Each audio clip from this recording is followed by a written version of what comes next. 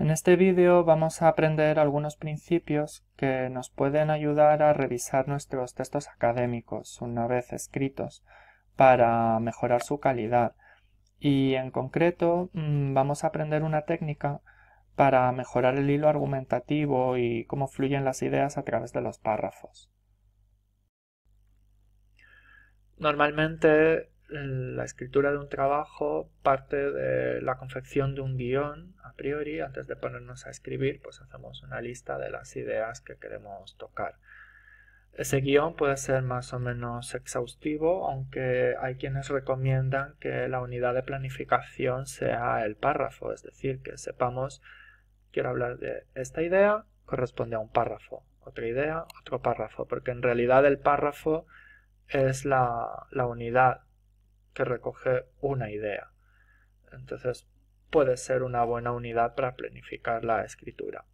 En una etapa más previa seguramente no tengamos un guión tan detallado, pero en cualquier caso está claro que siempre pues tenemos más o menos una lista de los puntos que queremos tratar en el trabajo. A continuación deberíamos ponernos a escribir de una forma pues más o menos automática, sin cuidar demasiado todavía pues algunos aspectos de detalle, que salga natural y fluido, ¿no? Y ya poco a poco le vamos dando forma para crear un borrador, pero todavía sin preocuparnos demasiado por lo que se llama el nivel micro, ¿no? Es decir, pues el estilo dentro de las frases, sino que primero hay que fijarse en lo macro, en esa estructura de las ideas, cómo fluyen las ideas a través de los párrafos. Y aquí es donde entra en juego la técnica que vamos a desarrollar a lo largo de este vídeo, que es lo que podríamos llamar el guión a posteriori o también guión retrospectivo, ¿no? Que se va a contraponer a ese guión a priori que teníamos. Y aquí pues básicamente es una etapa en la que vamos a tener que revisar con cuidado que los párrafos contengan las ideas que queríamos, que las transiciones de unos párrafos a otros sean las adecuadas, utilizar los conectores apropiados para el tipo de relación que existe entre esas ideas, etc. Y solo en último momento pasaremos a la revisión micro. Pensar que no tiene mucho sentido obsesionarse con si esa frase está perfectamente escrita, si a lo mejor directamente es que la frase luego va a desaparecer por completo, porque cuando mueva un párrafo de sitio, a lo mejor porque me interesa reorganizar las ideas, pues es que para poder hilar bien ese párrafo con el que tiene inmediatamente delante de él, tengo que cambiar esa frase. Entonces, como digo, no tiene mucho sentido no obsesionarse con la revisión micro hasta el final, hasta que estemos seguros realmente de que cada párrafo está donde tiene que estar. Y entonces, ahora sí, pues ya nos fijaremos en cuestiones más de estilo de lengua y, por supuesto, de ortografía y de tipografía. Entonces, vamos a ver un poco en qué consiste esta técnica del guión retrospectivo.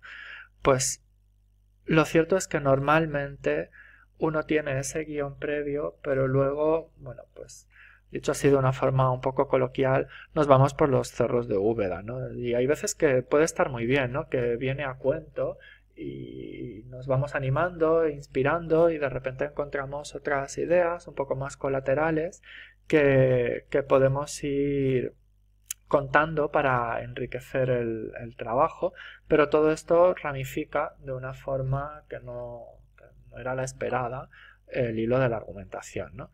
Entonces, a posteriori conviene que nos planteemos qué es lo que hemos hecho realmente y que hagamos esta revisión párrafo por párrafo.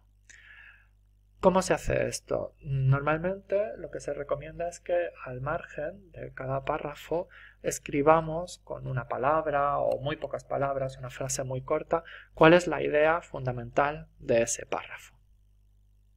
Si lo tenemos impreso, pues lo podemos poner al margen, como digo, y si estamos trabajando en el ordenador, podemos poner un globo de comentario en el párrafo. Pero en cualquier caso la idea es esa, es resumir cuál es el punto principal del párrafo. Y habrá que plantearnos si realmente puedo encontrar una única idea para ese párrafo o si me está costando resumirlo porque quizá el párrafo pues resulta un poco excesivo y contiene demasiadas ideas.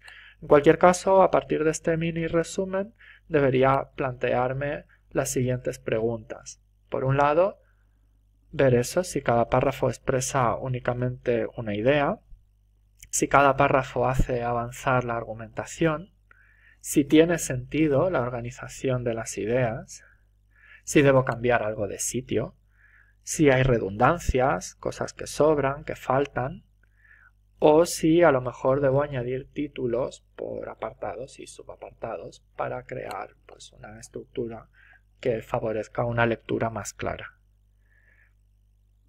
Cuando tengo estas cuestiones en consideración, puedo hacer algunas modificaciones y si realmente los cambios eran de calado, conviene que volvamos a hacer todas esas preguntas.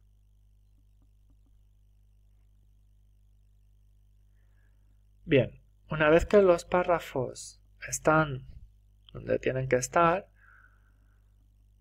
tenemos que plantearnos cómo es la transición de las ideas de un párrafo al siguiente. Es decir, la transición describe cuál es la relación lógica entre los párrafos consecutivos y pueden ser de múltiples tipos, ¿no? Puede ser una adición, es decir, que añada una idea, o un contraste, una oposición con respecto a la idea previa, una relación de causa o consecuencia, que exprese orden temporal o que sea un inciso, una aclaración, una rectificación, reformulación, que compare, que ejemplifique, que aporte evidencias, que recapitule, en fin, hay multitud de funciones o relaciones lógicas entre párrafos. Cuando sepamos cuál es la relación lógica entre dos párrafos consecutivos, entonces tenemos que plantearnos si esa relación se ha establecido de forma explícita y de forma eficaz. Es decir, la primera frase del segundo párrafo debería reflejar esa relación. Sobre todo en textos largos conviene que sea lo más explícito posible. Para conseguir buenas transiciones, un buen truco es elegir 2 o 3 palabras clave de cada párrafo y escribir una frase en la que todas tengan cabida y que estén pues adecuadamente relacionadas. Y esa es la mejor de las transiciones, porque tengo en una frase la relación entre las ideas, ¿no? Las palabras clave de los dos párrafos. Y esa debería ser la primera frase del segundo de los párrafos. En principio hay que intentar evitar escribir transiciones demasiado vacías, ¿no? Que puedan valer para dos párrafos cualesquiera, incluso aunque la relación lógica sea la adecuada, pero ayuda mucho más a reforzar las ideas y a llevar de la mano al lector que la transición esté, digamos, personalizada para esos párrafos.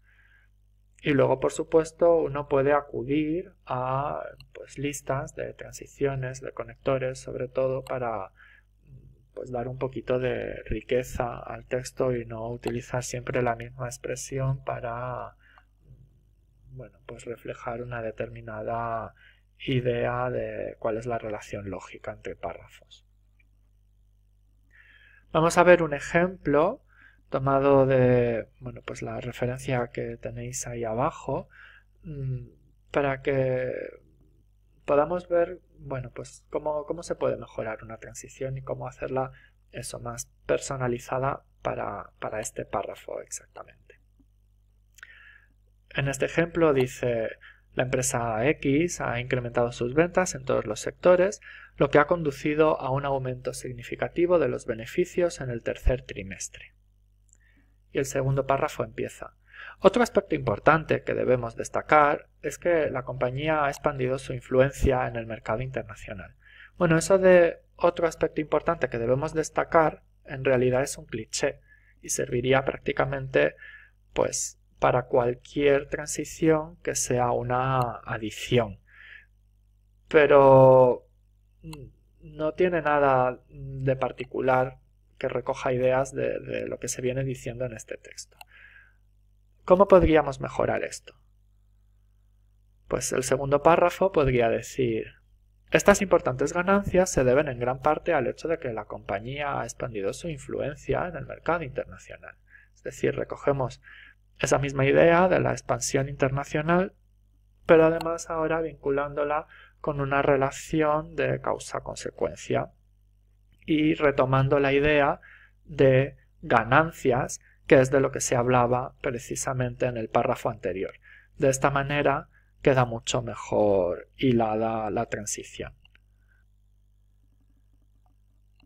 Y ya después de haber hecho esa revisión del nivel macro, entonces sí podemos detenernos en algunas cuestiones más micro para revisar las frases. Por ejemplo, tener cuidado con que las oraciones no sean demasiado largas. En general hay que intentar ser conciso, que se vea bien el hilo argumental. Que la idea principal no vaya en la oración subordinada. Las subordinadas normalmente, si están incrustadas en medio de la principal, interrumpen mucho más la lectura natural y dificultan, ¿no? Entonces conviene que vayan o justo al principio o justo al final.